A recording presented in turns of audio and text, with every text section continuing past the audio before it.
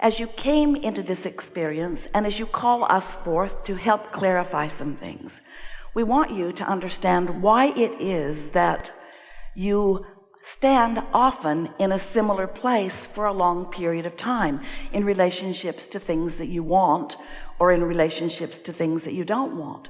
We want you to understand that your attention to a subject is a practicing of a vibration of it, and that when you give your attention to something for just a little while, and then you return to that again and again and again, as you continue to think a thought, wanted or unwanted, about something or someone or about yourself, you develop beliefs. A belief is only a thought that you continue to think, that represent a very strong part of your point of attraction that you just can't get around. In other words, the universe is delivering to you all day, every day, evidence of what you think. Well, now many would say, well, then that's good, because what I believe is true. In the early days when Esther began receiving us, she was very excited about the idea of now being able to sort out what was true and what was not true. And we said to her, Esther, it would be better if you would realize that when you believe something, whether it is wanted or not, it's only a practice thought that will keep proving itself to you. So the proof is because of the attention to it, not because there's some greater consciousness or greater good who is in agreement with this. There are all kinds of things that are true that you do not want to live and don't need to live. But your attention to these things that you pronounce as truth and therefore worthy of my undivided attention holds you in holding patterns that you need not be in. So the way it works is, when you have a personal experience and you identify that you do not want something, you emanate a vibration about what you do want, even if you are not clear enough to say it in words. And we've been calling that step one of the creative process, because when you know what you don't want, you know what you do want, and in knowing what you do want, you are literally asking for the improvement, asking for what you do want. And when you ask, it is always given immediately, because the non-physical part of you, what you call source or God, is focused with you upon what you are asking for. So there is a huge vibrational influx of attention to your newfound desire.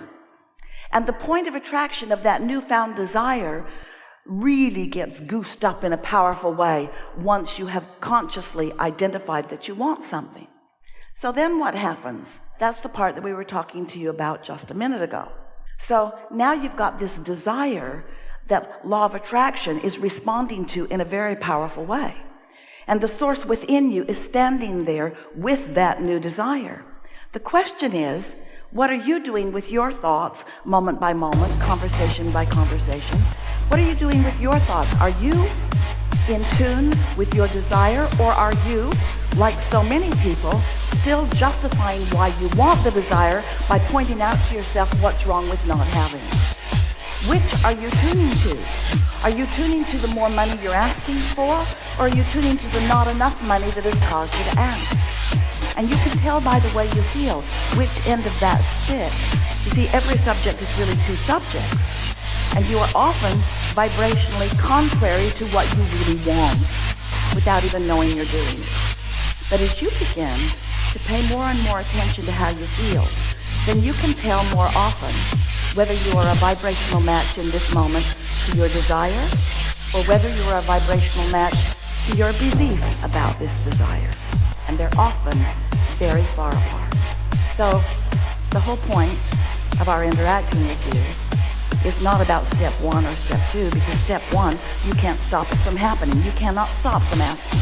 And step two is, you can't keep source from answering. In other words, those steps are already taken care of. But step three is your work. Step three is to listen to the subtleties of the emotions within you, so that you can gradually guide yourself to more and more thoughts about what you do want, so that your desires begin to feel good to you. Remember how good a desire felt when you were little, before others convinced you that you were selfish, or that you shouldn't have it, or that you couldn't have it, or that you weren't going to have it? wanting something in that open, fresh air of free-flowing energy, where the energy that creates worlds is flowing through you, is the most delicious form of life experience. To have carved out from your life experience clarity within yourself about what you want, and then to tune yourself to the frequency of that desire so that there's no resistance within you, is the best feeling state of being that exists. You call it joy or exhilaration, happiness. We call it satisfaction. You call it clarity. We call it satisfaction. You call it happiness. We call it satisfaction. You call it joy and appreciation and love, and we call it satisfaction, satisfaction, satisfaction. Because when you tune yourself to who you are so that you are not affecting any contradiction within you, when you stop that resistance and just allow all that you are to flow toward that which you're asking for, that's the satisfaction of life that you came to live. Often you say, I came to be of value to others, and we say, we know you came for that satisfaction. I came to uplift others, we know you came for that satisfaction. I came to help others, yes, for that satisfaction. Sometimes we are accused of teaching you selfishness, and we say, it's true, we do. Because if you are not selfish enough to really care, in fact, nearly to only care about how you feel, then you will not figure out the subtleties of these energies, and you will not tune yourself to the wholeness of who you are.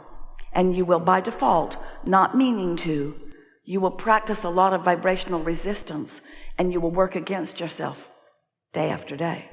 Imagine that you are a train on a very flat plot of ground, and that life shows you that you want something, and that's like putting a strong engine going in the direction of your desire. But then when you think about your desire, you realize that you haven't accomplished it yet, or you remember that you haven't, or you think that you don't know anyone that really has, or you remember something that somebody told you about how you're not very good at that. And then you put an engine equal in power going in the other direction. And then you want it more, and then you doubt it more, and then you want it more, and then you worry about it more. And so you keep piling up these engines going in opposition to each other, and you put a lot of tension on yourself as you want it but, as you want it but doubt it, as you want it but don't believe it, as you want it but face reality. And that's the thing that we really want to talk about, because this reality that you are observing is really old news. Because once something is manifested, a whole lot of energy has already been flowed about it. And so anything that you are currently looking at, hear this, we've not said this to anyone as clearly as we are about to say it to you. As you look at the current manifestation, and think about it, every moment is a current manifestation, isn't it? It's a manifestation where you're perceiving. It's a manifestation where you are acknowledging something that is. You're seeing it and hearing it and smelling it and tasting it and touching it. In every moment that you are doing that, you are launching new rockets of desire. In every moment, there is resistance that you are observing, which is giving you the basis for the continued evolution and expansion that is you. Did you follow that? In every moment that you're alive and awake and focused in this body, there's something happening that is putting new rockets of desires in the vibrational mix, but it is also new resistance in the mix that is you. So just being alive and in this body makes you prone, and we love you so much for this very thing, prone to dealing with resistance. You just can't help it. It's a good thing, not a bad thing. It's the platform from which desires are born. You knew it when you decided to come. You can't get out of it. Stop trying. It's just the way that it is. But you intended to spend a much smaller percentage focused in the now reality in the resistant phase. What you really intended to do is, once a desire was born, to give your mostly undivided attention to the new idea.